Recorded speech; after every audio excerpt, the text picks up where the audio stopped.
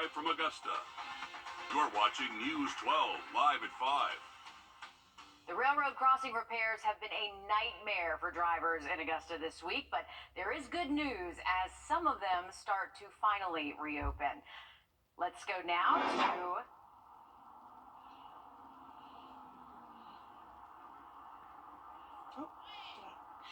Well, that's right, Meredith. For these closings, CSX originally said that it would take 3 to 5 days for them to open back up.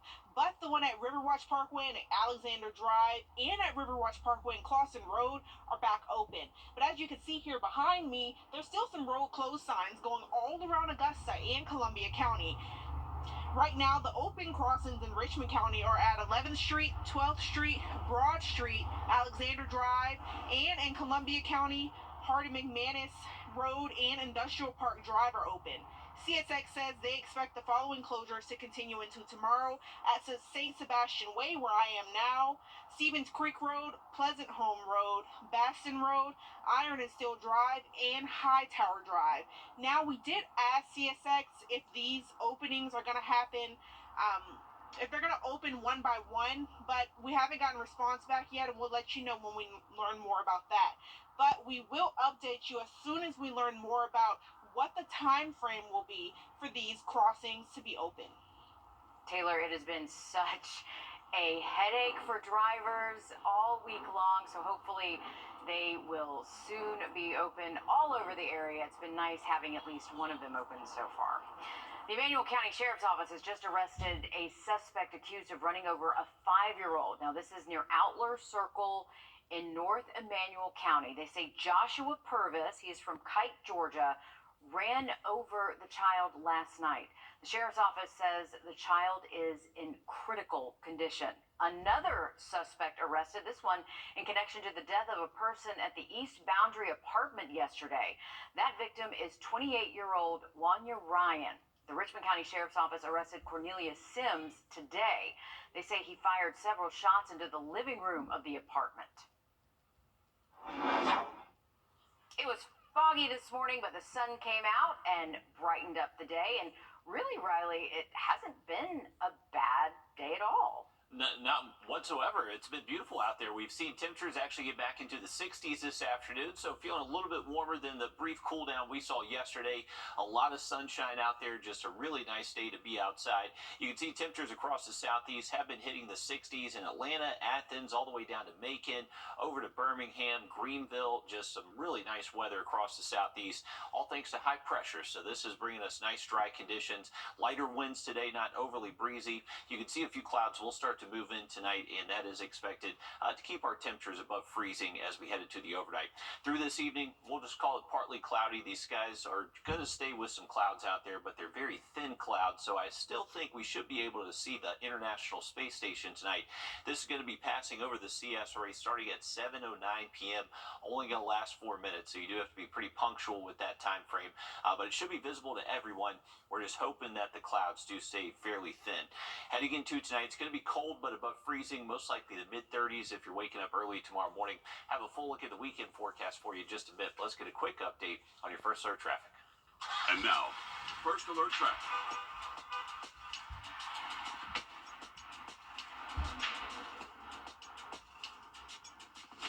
All right, here's a current view at I-20 looking at eastbound lanes moving quickly, so no slowdowns right now near the state line. Westbound lanes also moving okay, so traffic no issue right here near the state line for us.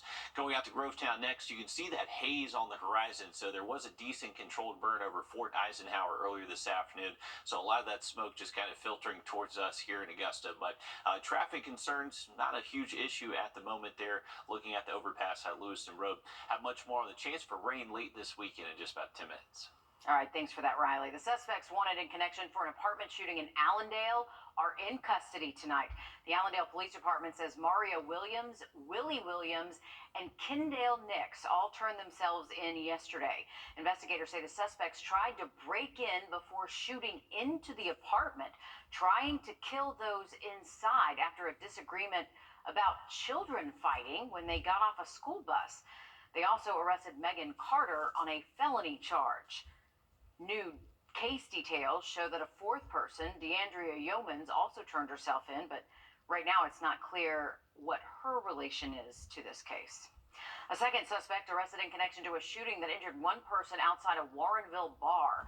31-year-old Devron Duncan from Belvedere was arrested yesterday on gun charges by a convicted felon.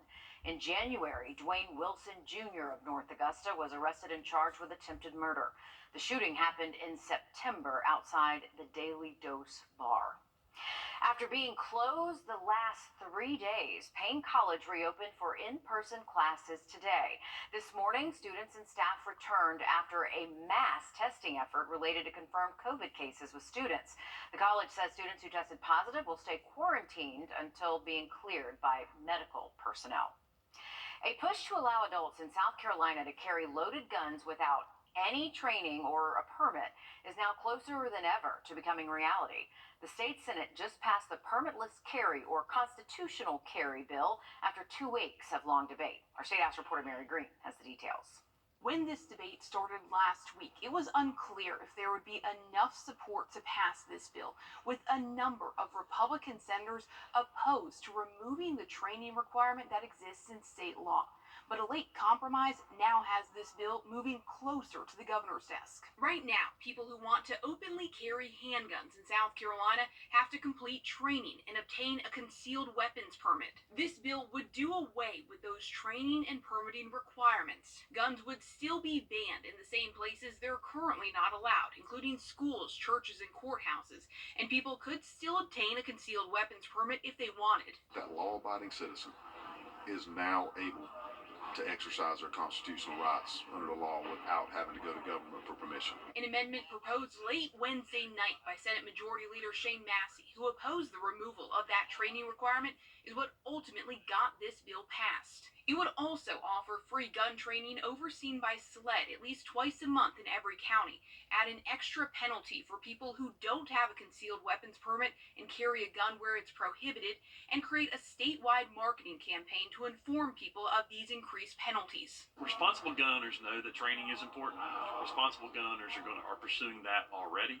This will only help move more people into the responsible category. Democrats largely oppose the bill, arguing it'll make law enforcement's job harder and make South Carolina more dangerous. Now we're going for a free-for-all. People can have guns, nilly-willy, no permit, no training. And I think that's a recipe for disaster in South Carolina. And at least one Republican, Senator Luke Rankin, said that amendment wasn't enough to overcome the opposition of police chiefs from across South Carolina, who urged lawmakers to keep the training requirement in place. We are hoping that people will be their best. We are hoping that people will be as trained as our law enforcement officers are.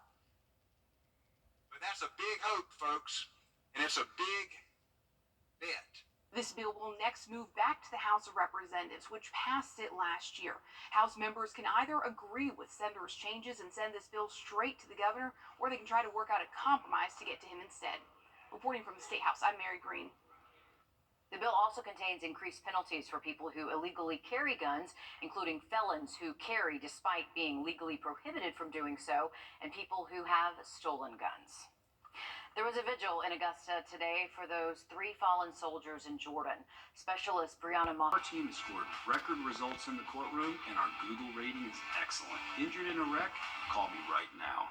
Come on into Davis Appliance and Furniture, where you can find the best deals in town. It's tax time, so when that refund comes in, it's the perfect time to get the furniture you've always wanted. For the brands you trust at the lowest prices, visit us at Davis Appliance and Furniture.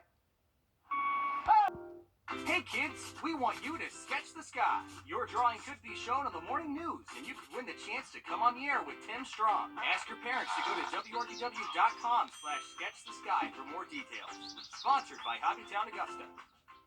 Come on into Davis Appliance and Furniture, where you can find the best deals in town. It's tax time, so when that refund comes in, it's the perfect time to get the furniture you've always wanted. For the brands you trust at the lowest prices, visit us at Davis Appliance and Furniture. All right, we're taking a look at traffic now. That is Riverwatch and I-20, and I think that's where we're watching Yep. Yep, it is. Yep. It took me a second there because It's usually a zoomed-in view. yeah, it's usually pointed in the other direction. It has been such a nightmare there with the Alexander Drive traffic because of the railroad crossings, but thank goodness that has opened. Yes, and there was another one they were working on, I believe, on Stevens Creek Road Yep. that they do have open as well, so you can cut into the Waffle House right there, and Joe Dirt Fireworks as well. So hopefully it does improve. It looks like it's a little bit busy right there at that stretch of Riverwatch, but how about this haze out there? This is from our Beach Island camera. This is likely from a controlled burn that happened at Fort Eisenhower this afternoon. We have a southwest wind today, so it just brought that smoke towards us here in town, and now showing up even in Aiken County. So a heads up. Temperature is still close to 60 degrees, so comfortable today. We did warm up a little bit from yesterday, and generally sunny skies if you're not seeing haze, but we're going to bring in some cloud cover heading into late tonight. That's going to help keep our temperatures above freezing, most likely dropping mid-30s for late tonight into early tomorrow morning. We had some frost delays out there at golf courses early this morning, so I'm not expecting quite as cold of temperatures out there early tomorrow morning, but not ruling out potentially seeing another frost delay out there early Friday if you have an early tee time. But by the time we get to tomorrow afternoon, high temperature is going to be close to 70 degrees, believe it or not, so very comfortable out there tomorrow. Heading into Saturday, just a little bit cooler. Backdoor cold front's going to push through Friday night, so our highs will drop back down closer to 60. And then right now, for most of our Sunday, it is trending dry. It's going to be much later into our Sunday evening, Sunday night, and then into our Monday. That's when our rain chances do look to be best across the region. And then we're back to sunshine and a little bit cooler temperatures heading into next Tuesday. So here's our setup for the weekend. High pressure is going to push that backdoor cold front south of us heading into Friday night. So we're just going to be on the dry side of this front for Saturday, bringing us sunshine and temperatures not too far away from average. Northeast wind as we head into our Sunday. You can see that cloud cover does build, so it is going to be cloudy most of the day Sunday, but this rain is really going to stay south of us the majority of the day until we get much later into the afternoon, potentially even past sunset. But it will start in our Georgia and southern counties first, and then just kind of push north as we head later into our Monday morning. And then throughout our Monday, through around midday, I would say by the afternoon, most of this rain does clear out. As that system passes through, going to be a little bit breezy at times. We could see gusts around 20, maybe close to 30 miles an hour heading into Sunday night and early Monday morning. Once we get into next Tuesday, wind will start to calm down once again. Now, rain totals don't look too impressive, so luckily we're not expecting much of a flood risk from this system heading our way late this weekend. Rain totals less than an inch for most of the CS array. Our highest totals will likely be in our southern counties, to where potentially maybe they get close to an inch, but not expecting luckily much of a flood risk. High temperatures will be warmest for tomorrow, but you can see they do level off and even drop off a couple degrees below average Sunday into early next week. So that's going to be thanks to cloud cover and just being on the backside of that system that moves through early next week. So enjoy the warm weather while it's out there. Friday's going to be a beautiful day, and even though a little bit cooler Saturday, still just as nice. And then for our Sunday, mostly dry during the day, but watch out for showers late at night. All right, we will. Thanks, Riley. A $78 billion tax cut package is heading to the Senate after passing in the House last night with rare bipartisan support. The measure would boost the child tax credit and reinstate some business deductions. Natalie Brand is on Capitol Hill for us. The yeas are 357, the nays are 70.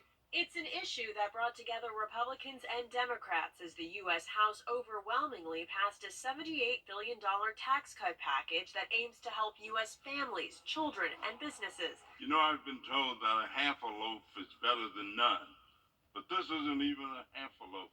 But I'm going to vote for it because our families and businesses need help.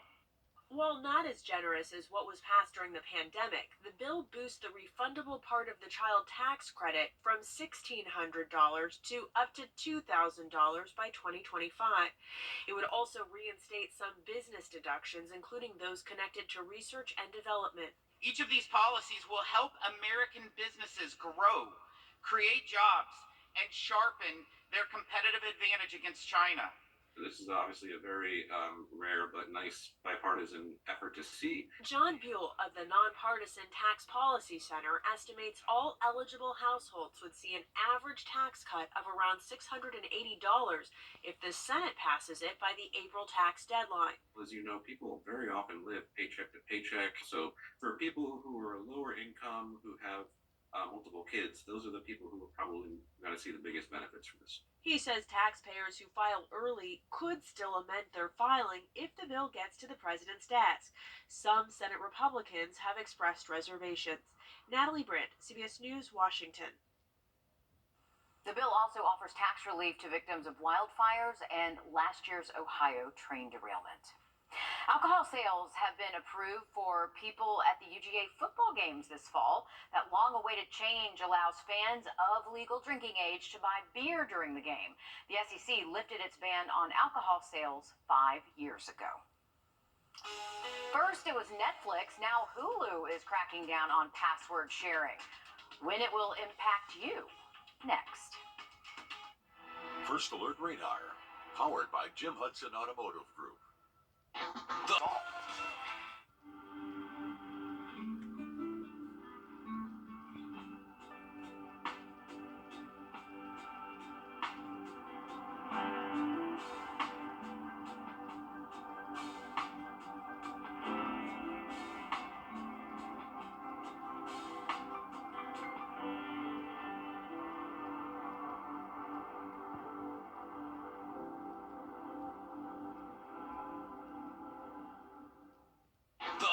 Smart Bowl Sale is going on now. This Samsung range with microwave is only $949.98. Or go big with this 85-inch 4K Smart TV for a low $699.99. Only at BrandSmart USA. Grant me hope. Finding every foster child their forever home. Every week here on News 12, we introduce you to the older kids in the foster system in need of a loving family to call their own. Today, we want to introduce you to Soraya.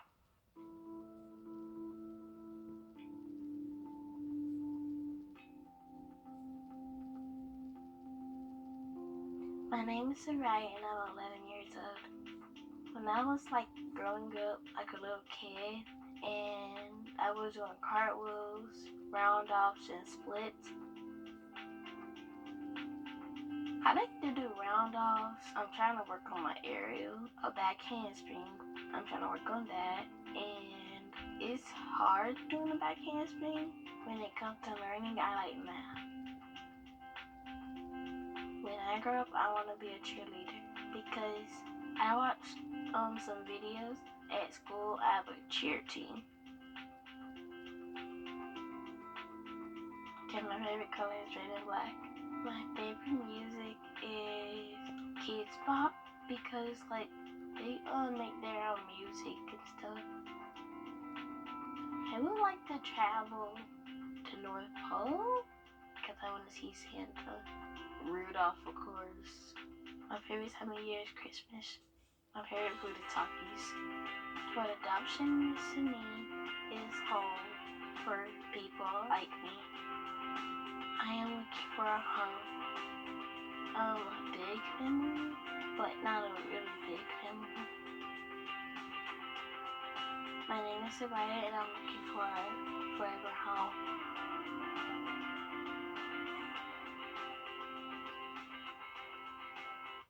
If you want to know more about Sweet Soraya or anyone else featured here in our segments, just go to our website, Wrdw, and search Grant Me Hope. If you're using someone else's Hulu account to watch shows, well, those days could be coming to an end. Hulu is cracking down on password sharing. It is letting customers know they will not be able to share their accounts with people outside their household. The new terms will kick in on March 14th for existing customers, so you have been warned. A lot of kids think about it, but this kid actually did it. How officers managed to rescue this little boy from the claw machine. Riley? The claw, man, that crazy story there. Hey, the Bassmaster College Series is going to continue tomorrow. They had day one today. Looking beautiful out there tomorrow on the water. Why not look at the forecast just after the break?